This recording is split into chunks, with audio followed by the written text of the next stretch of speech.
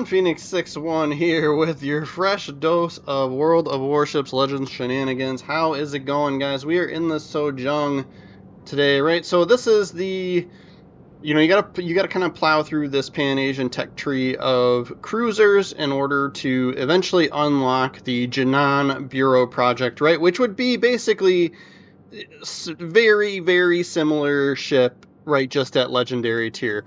Excuse me. You'll notice we're sending, like, for example, these torpedo tubes send 4 deep water torps each, right? Whereas the Jinan, the next one up, sends 5 each, right? And then you get these reload boosters. So there's potential at the Jinan level to send basically 40 deep water torpedoes in a very short amount of time here. So we trigger the reload booster. We see our aircraft carrier flew over this area, sort of over through the A cap and B cap, and we at least can see on the minimap where a lot of their ships are headed. So we are going to send torpedoes up through there.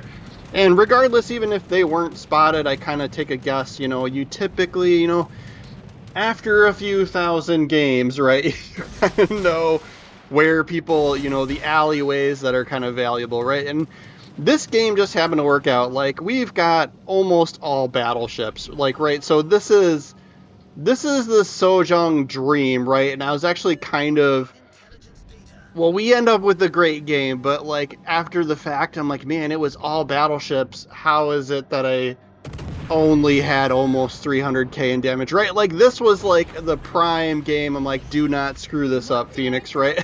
So there's a couple of times where I get spotted, especially here early on, right, where this is like, I'm damn near broadside to some of these battleships, and so, like, that was, almost needed a change of pants, but anyway, right, so we drop the smoke and go hidden. We're already up to 3, 4, 5 torpedo hits here at this point, with about 60,000 damage, and then we'll sit in the smoke while the torps reload here, and we can, just trigger some fire. Poor Lepanto there, I think he took most of those, right, he was just the lead battleship coming into the zone thinking he was doing the right thing, and he had smoke screen too. Lepanto's got smoke screen, I believe, maybe, yeah, whatever, right? But anyway, yeah, like, so he took the brunt of our torpedoes, I believe, and then, yeah, he's definitely getting picked on by the rest of my team as well. Well, we can see on the mini-map 2 battleships went around the island over there on A, so I preemptively sent some more torps in that direction. And then we can see here, I was kind of hoping to go undetected here, but yep, there's those battleships I was talking about. So they picked us up, but we of course spotted them, right? And then I don't think that was like a main or something out there, so I'm gonna try and slow down and angle away, right? Luckily they were shooting HE, whoever it was. I know the Marlborough too, right? Marlborough tends to shoot HE, but yeah. So we'll stop firing our guns, and then we'll go undetected here again. And then I don't have to be sneaky with these, right? Like, if those are from that Michelangelo or even that Pomeran, right, they should only have like an 8-kilometer range at most. So I was kind of I was like trying to wait out these torpedoes. Right there they go. And then just we've got to kind of line up like where are my allies going, right? If if I shoot my own team with torpedoes, that's completely useless, right? So the nice thing about these is, well, of course we don't have any destroyers, right? But if you do have destroyers, they go underneath your destroyers, which is kind of cool. But so get 2 more hits there. I think maybe on that main or whoever that was way out in the distance, right? We've got, I've built in a little bit of range with the torpedoes with this. I'll of course go through my spiel at the end of the video if you're interested in how I have the like loadout and the commander setup and stuff. It is a free-to-play commander. I think one of my inspirations is not free-to-play. I think that's the only caveat there, right? But we are getting close. We're going to be able to use our smoke screen here again, right? So I'm almost taking this stance of like, all right, get in position, send as many torpedoes as you can, and then while you're waiting for torpedoes to reload, drop your smoke and fire spam, right? and then rinse and repeat. And of course, in this game, it works out great, right? Like I said, like it's one of those games where like circumstances there, right? Like it's the right ship types that we got put up against.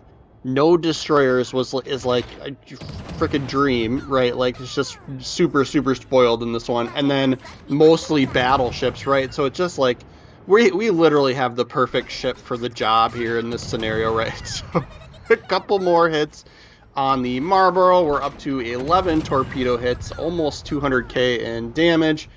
But yeah, anybody who attempts to push through the ACAP zone has not survived long at all, just because we can send so many torpedoes through.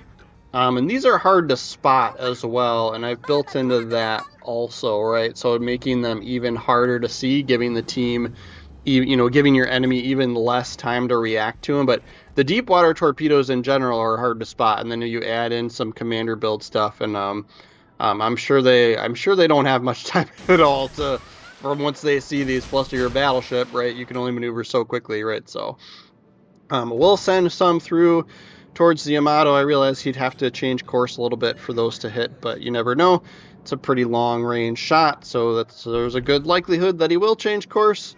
But we'll start moving back up, and we'll spot the other battleships here. Hopefully they start moving into the zone, right? You got to realize, like, at some point they're going to realize, like, okay, we got to push in on the zone, otherwise we're just going to lose the zone and lose the game, right? So very healthy Kerr first out there, so maybe he will be our next victim here. And then, yep, we'll use the reload booster to get these going again.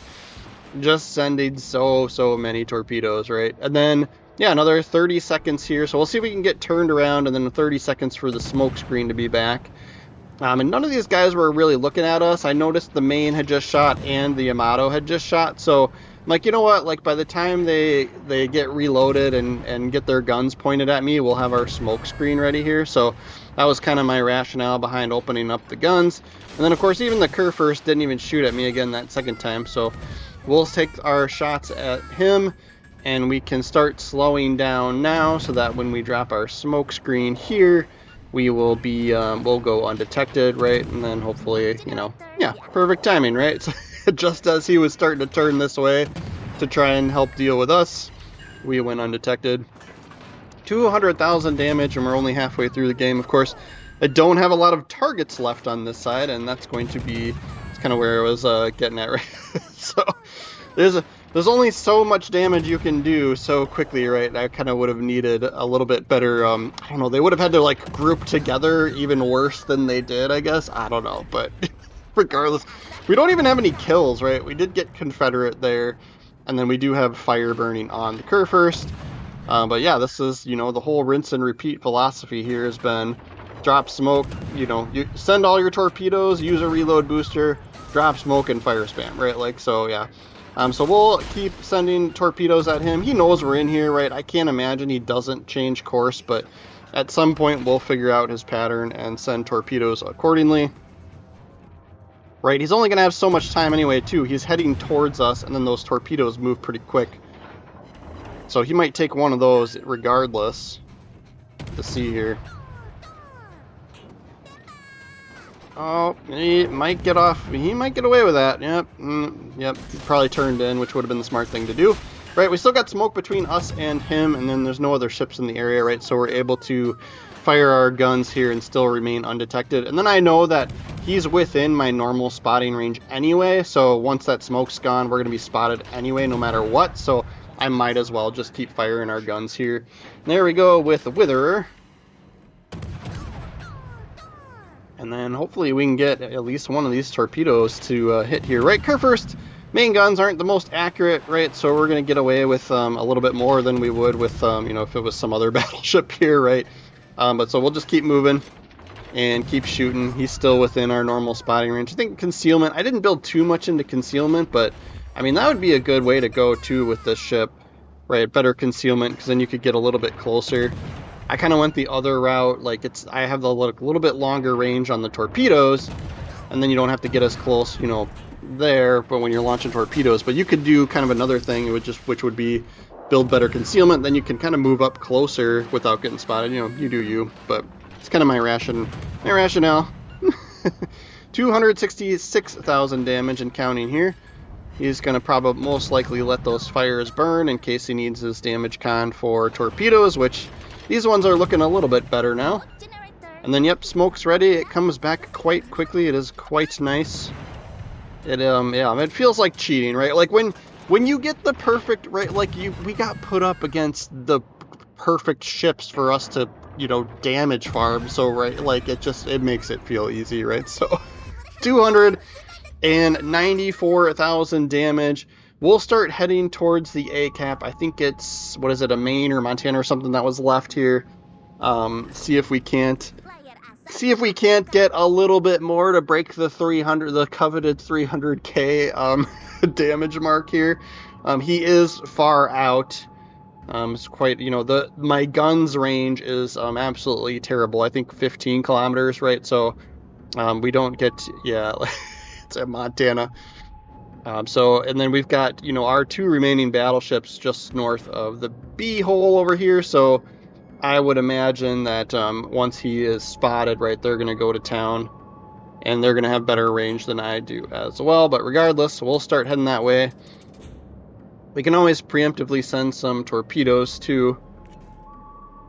Right, so if he does happen to, so we're out of range now, but we've got a reload booster. We've got torps on the other side of the ship too. Just in case he does turn this way, we could always just send him.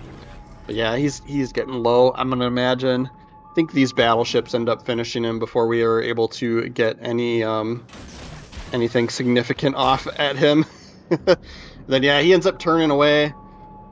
Yeah, and both of our battleships that are remaining are pretty healthy, right? They've got a good health pools left still too. So yep, they take him out pretty quickly. So yeah, we'll take a look at the leaderboard for this game, and then I will go through my commander build for you as well. Muna Hoshinova is just a Geist over there on the left, right? So that's not really the commander.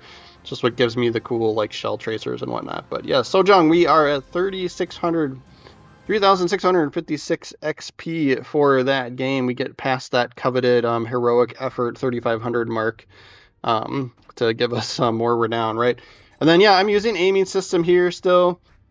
And then propulsion mod, that's helpful when you're going in and out of smoke. And then concealment here is pretty much a must. And then I have the torpedo relauncher mod here.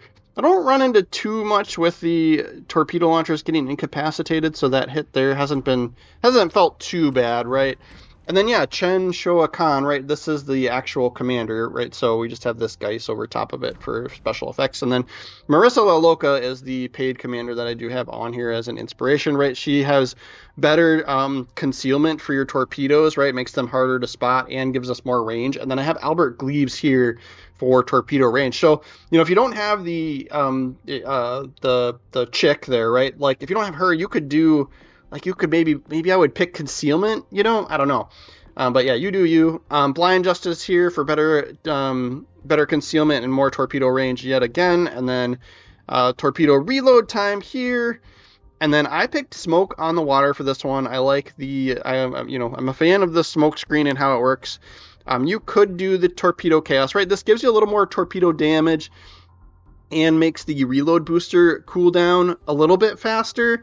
And then also gives you an extra torpedo reload booster charge.